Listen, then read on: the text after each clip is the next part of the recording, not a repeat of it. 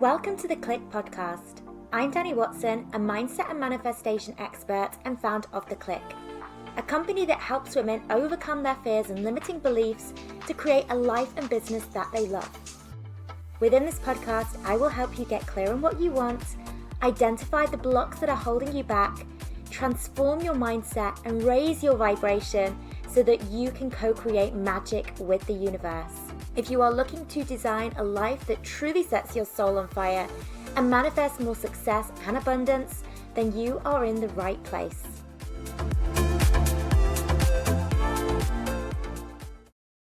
Hello ladies, and welcome to a brand new episode. I am very excited to announce that it is that time of year again where we are gearing up for our mega Black Friday offer for the Clique Academy.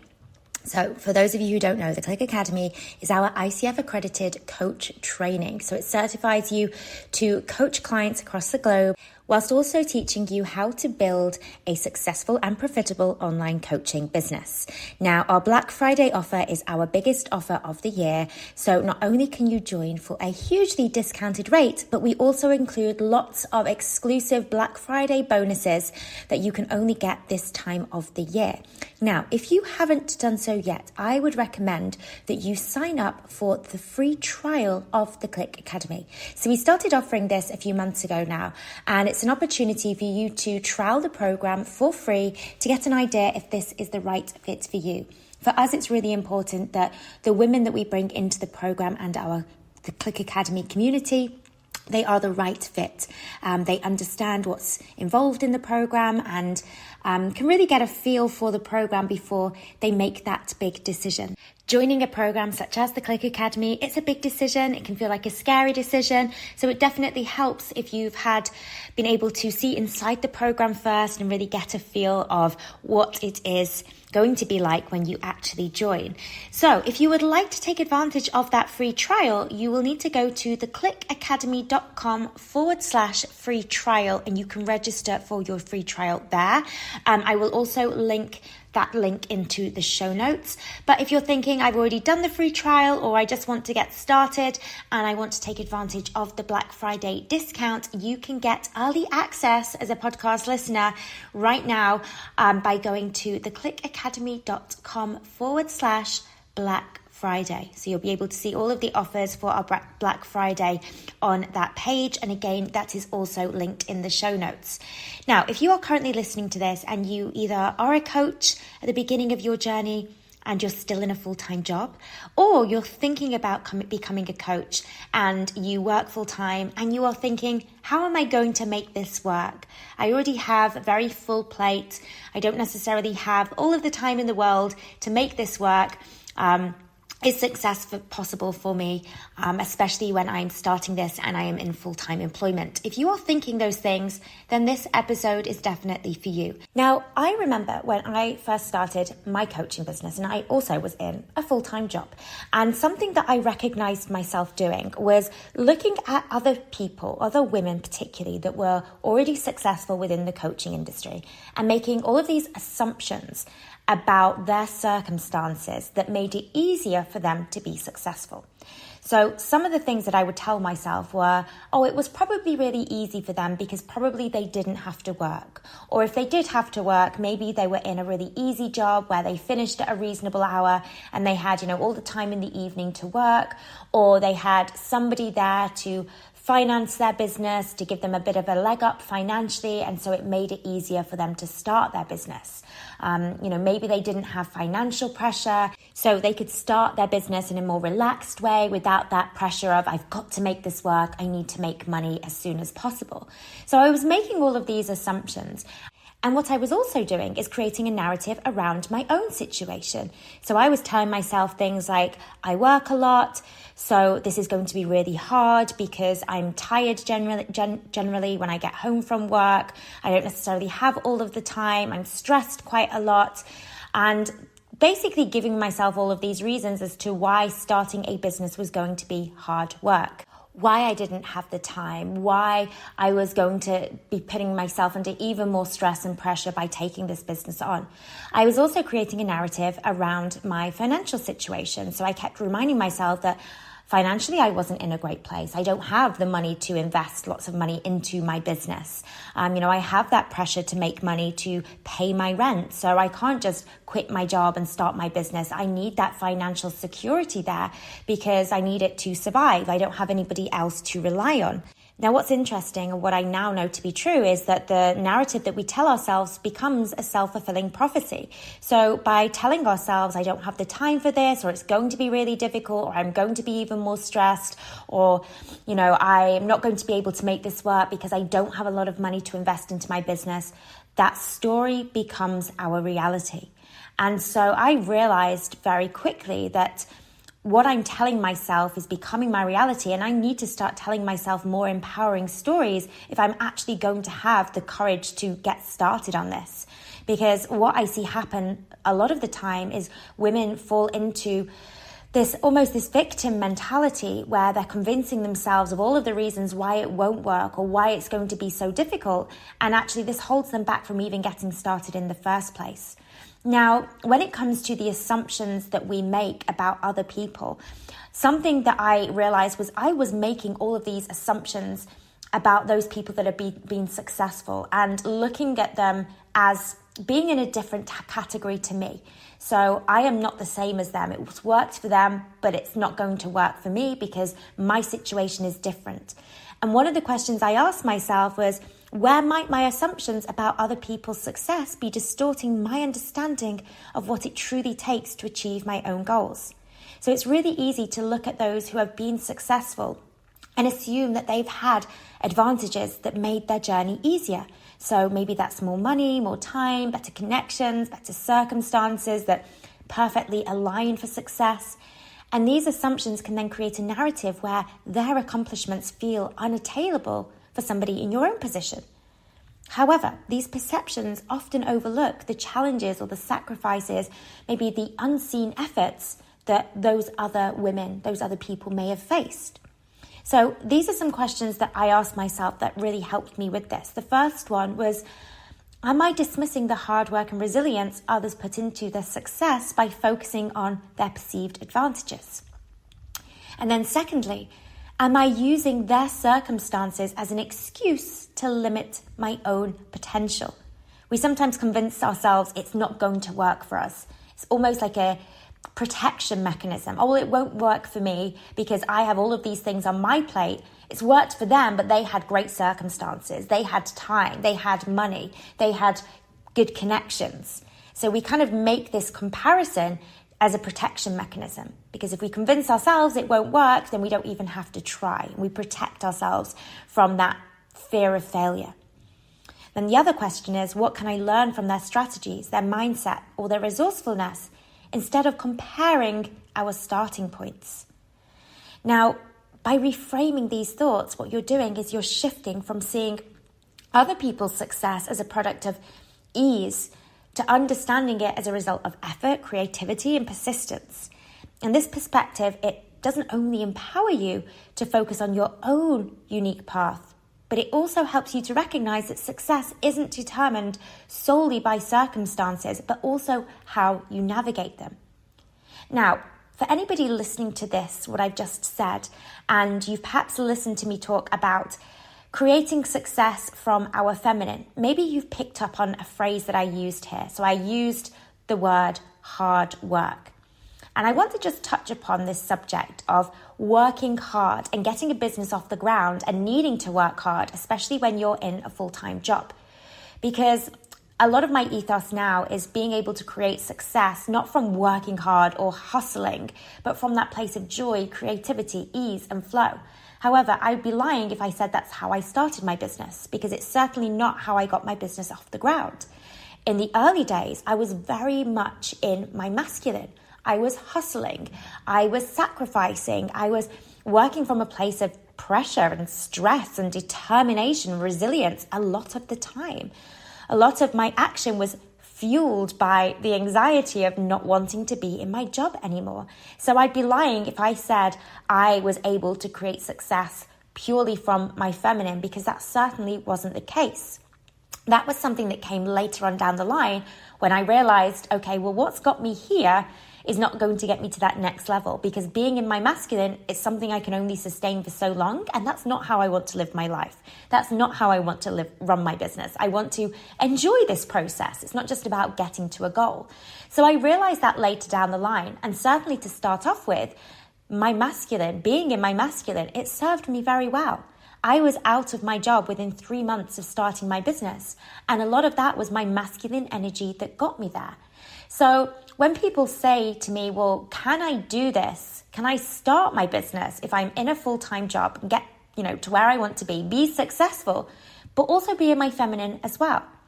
And something that I know is that being in your feminine does not necessarily mean the absence of action or productivity or producing a lot. We can produce a lot and actually achieve a lot whilst also being in our feminine. It's the energy behind our action that makes the difference. So in the early days, I didn't know about this. So a lot of what was fueling my action was fear, panic, desperation. I was very tense a lot of the time when I was working. And, I was sat at my laptop, working away and very much hustling. And a lot of it was because of fear. It was that feeling of, I need to make this work. It was almost coming from that place of desperation, because I so desperately wanted my business to work so I could be out of a job. But I know that we can absolutely produce the same kind of output whilst being in our feminine. And I've had times in my business where I've experienced exponential growth. And on a surface, it might look as if I'm working very, very hard. It might look like I'm in my masculine, but I'm actually completely in my feminine, because I'm working from that place of joy, purpose, passion, creativity, excitement.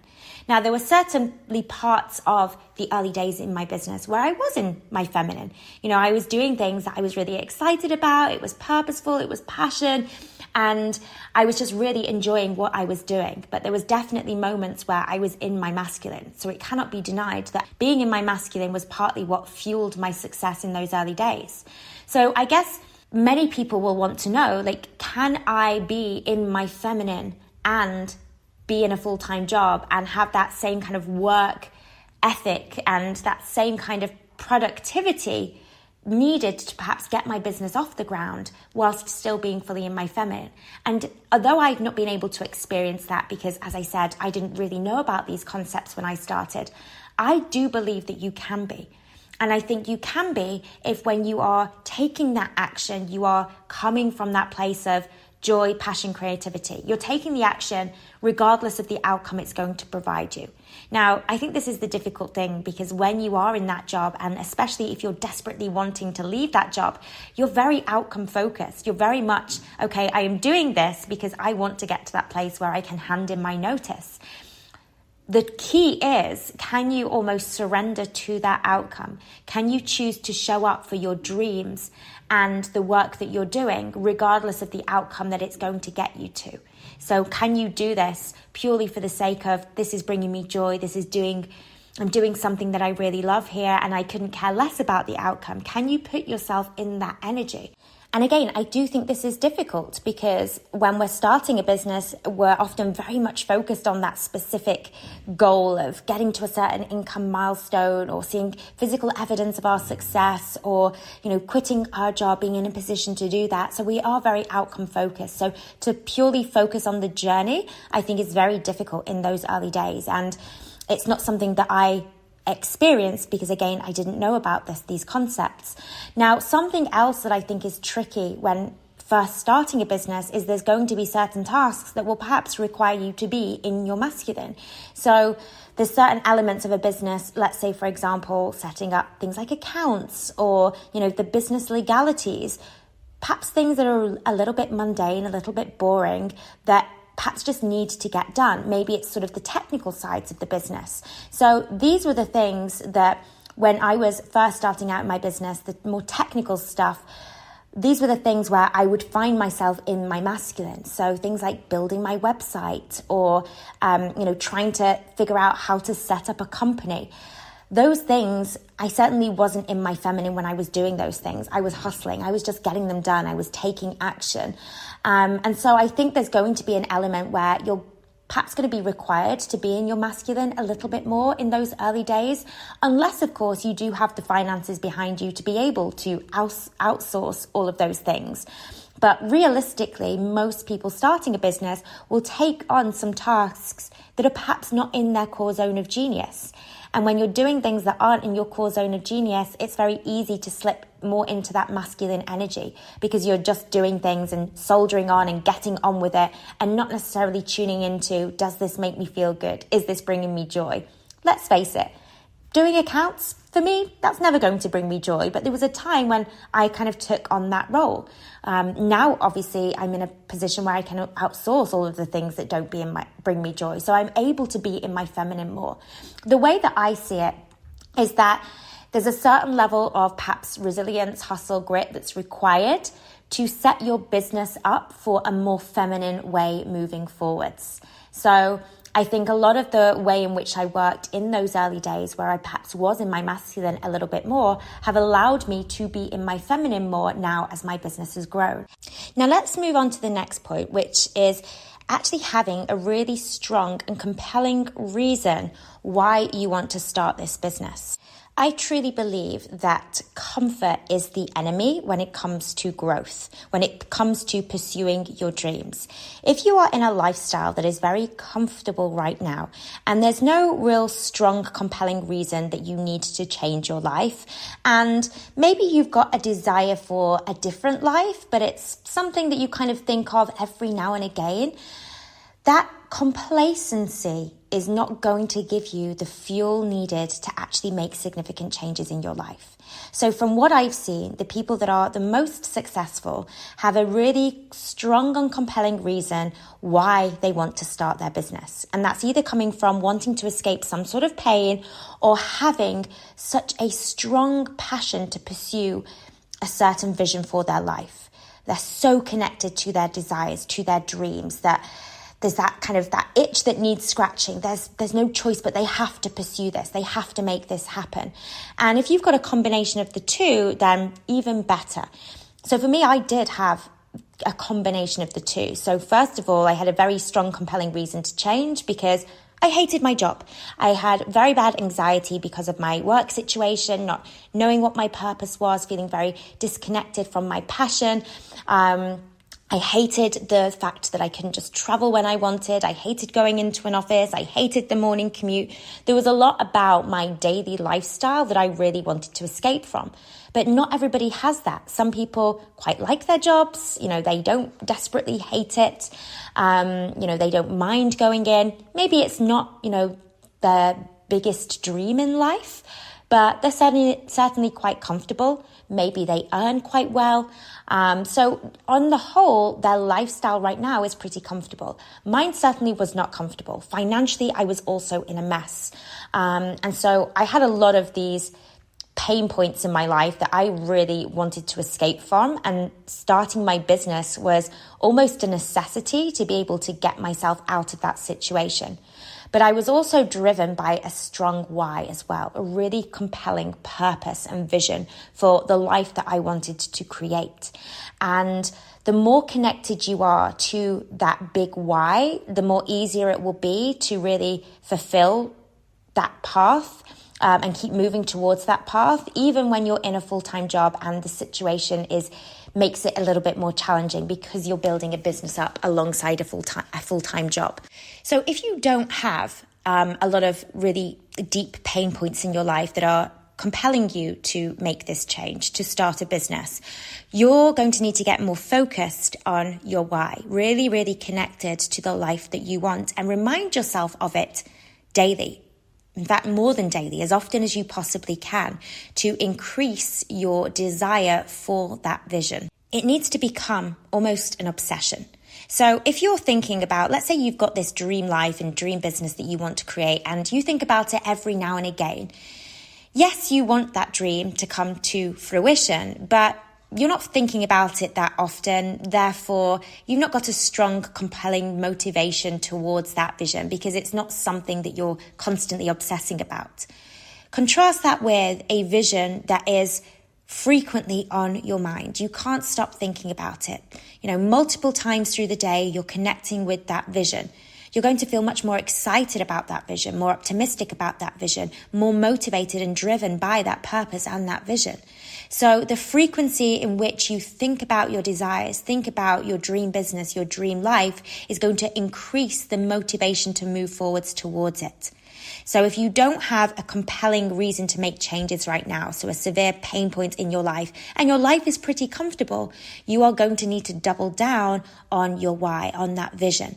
And again, the more times you can think about this vision, the clearer you can be about what it is you want and get that excitement for the life and business you're creating, the more motivated you are to keep moving towards that vision, even when, you are in a full-time job and it's going to be challenging, because there's going to be times when, yes, you will be tired. Yes, you will have to make sacrifices. Yes, you will have to, juggle your time. Yes, there will be moments where it probably does feel like you're having to hustle a little bit and, be resilient and put in that grit and tenacity to work towards your dreams. You're going to need a really exciting, strong, compelling vision of the life that you're creating to make it feel like it's all worthwhile. Now, on a practical level, something that I recommend you do if you are in a full-time job is start to be really mindful and intentional about the spare time that you do have. It's so easy to convince ourselves that we don't have a lot of time, and actually we end up wasting a lot of time on meaningless tasks or mindless tasks that actually suck up more time than what we're realizing. So things like death scrolling on Instagram or social media, aimless scrolling that's maybe just become a habit. So look at what your habits are, where you are wasting time by doing mindless things where, even a couple of minutes, it's surprising actually how much we can accomplish with even just a few minutes of the day. So let's say, for example, you've got 2 minutes and you're waiting for something. Let's say, you're waiting for a meeting to start and you are on your phone. Typically, when you have those few minutes to spare, what do? Do you mindlessly scroll through social media or flick through the news? Or are you using those 2 minutes in a really productive way? So 2 minutes could be 2 minutes spent brainstorming your coaching niche or brainstorming some ideas for your coaching program or for your branding. So often we diminish those sort of minuscule moments throughout our day, which are kind of then turned into these wasted opportunities because we're not being intentional with how we're spending our time. We've got into these sort of habits where we just allow our dead moments in our day to be used in a really unproductive way. Social media often being one of the biggest culprits here. Often when we look at our schedule, we look at where do we have big chunks of time to commit to our business. We often negate the smaller chunks of time, which can actually be really useful. Sort of these micro moments where we are thinking about something related to our business and actually start to make progress on our coaching and our business.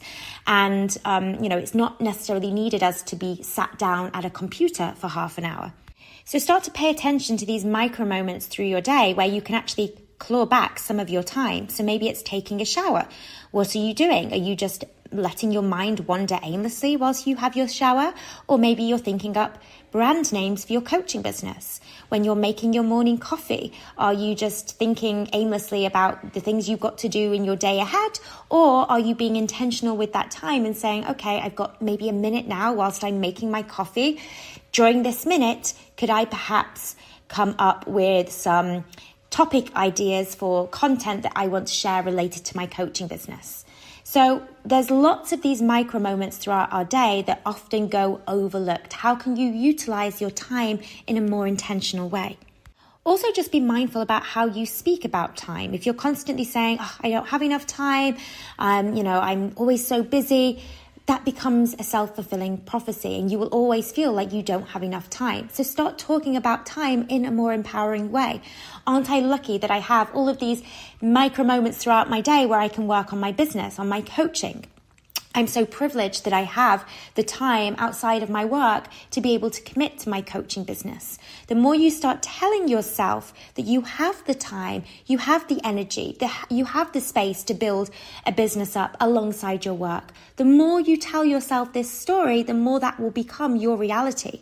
Now, the other thing that I would highly recommend is that whilst you are training to become a coach, so whilst you're going through that certification, start trying to find some paying clients.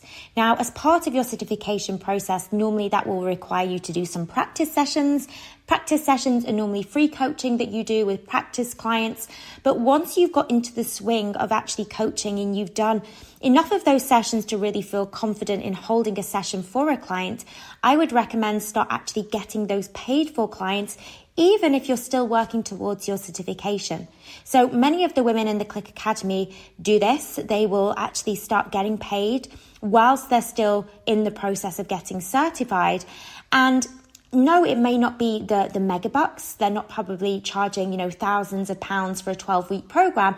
It's probably more likely to be they're doing one-off coaching sessions for anything from £50 to £100. So it's almost a reduced rate coaching. But what they're doing is, first of all, they're building up an income from their coaching, so this income can then form almost a financial buffer for when they do leave their full-time job. They're also getting evidence to show that people are willing to pay me for my coaching. And that confidence is going to help you make that transition from your full-time job into your coaching full-time. And it's also recognizing your worthiness as a coach. You're recognizing that I deserve to get paid for this skill. And I may still be learning and, I may still be training, but I am developing my skills, I'm getting better each day, and I've already got evidence to show that people are willing to pay me to coach them. So it's really a confidence booster to start getting into this mindset of I'm getting paid to coach others. It really helps to legitimize your business as well. It helps you to see it as an actual thing rather than, a hobby that you're doing alongside your job. And that, again, is going to help make that transition a lot easier. Now, another thing I would say is don't try and overcomplicate your business. And I'm sure starting out, you probably, just as I did, have a very big, exciting list of things that you would like to do as a coach. One-on-one coaching, group programs, retreats, writing books, creating workshops. Keep it simple but significant to start with. So what I mean is, don't pile too much onto your plate and dilute your efforts across multiple different things, because that's actually going to make things more overwhelming for you, and it's actually going to make it harder for your business to get off the ground. Keeping it simple and significant for me would look like focusing just on one-on-one coaching to start off with. So premium, high-level one-on-one coaching, where typically most people only need a couple of clients each month to say yes to them, for them to replace the income that they have from a full-time job.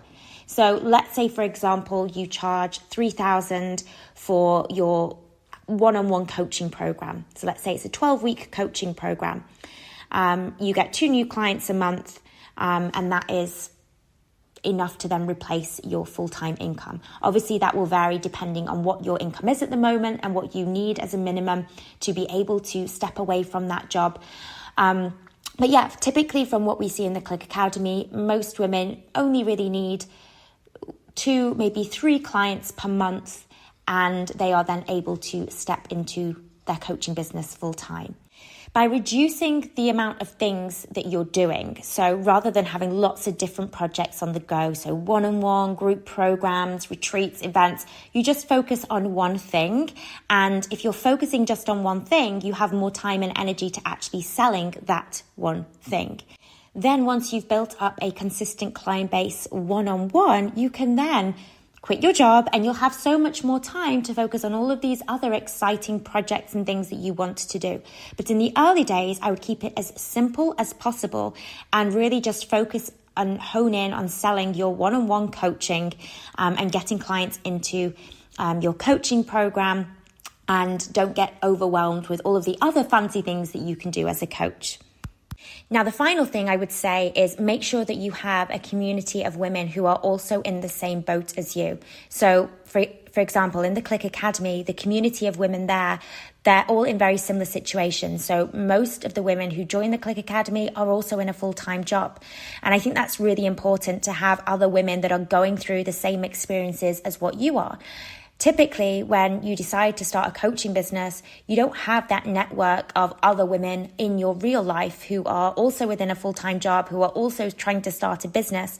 You don't have that community of support. And from what the feedback we receive from the women in the Clique Academy, it's that accountability, that support from other like-minded women who are in similar situations but equally share their dreams and their goals. Having that supportive community is really pivotal to their success, to help keep them motivated, to help, keep them moving forwards. So if you haven't got that community, I would say that is one of the key things you want to be looking for. And as a reminder, this is something that is included as part of the Clique Academy. It's that community element. It's being around like-minded women who are facing the same kinds of challenges as you are and are able to be there and support each other. It can sometimes feel quite comforting and reassuring to recognize that other women are on this same path and they perhaps have the same kinds of challenges, instead of, like many of us do, make the assumption that, well, they have it easy, or, they don't have the same kinds of time restraints like I do. It's sometimes comforting to recognize we're all in this together and all having those same kinds of challenges, and we can be there to support each other. So that community element, I'd say, is really important. And again, that's what is included as part of the Clique Academy. So if you're wanting to explore the free trial of the Clique Academy, it is linked in the show notes. thecliqueacademy.com/free trial is the link. And then if you're wanting to explore our Black Friday deals, you can go to thecliqueacademy.com/Black Friday. So I hope this gave you a lot of food for thought, this episode. It was wonderful to connect with you ladies, and I will see you again on the next episode. If you are wanting to build your own successful online coaching business, make sure to check out Freedom, Abundance and Impact, our free 10-day business and mindset course for coaches and aspiring coaches. To access, simply head to wearetheclique.com and click free course in the menu.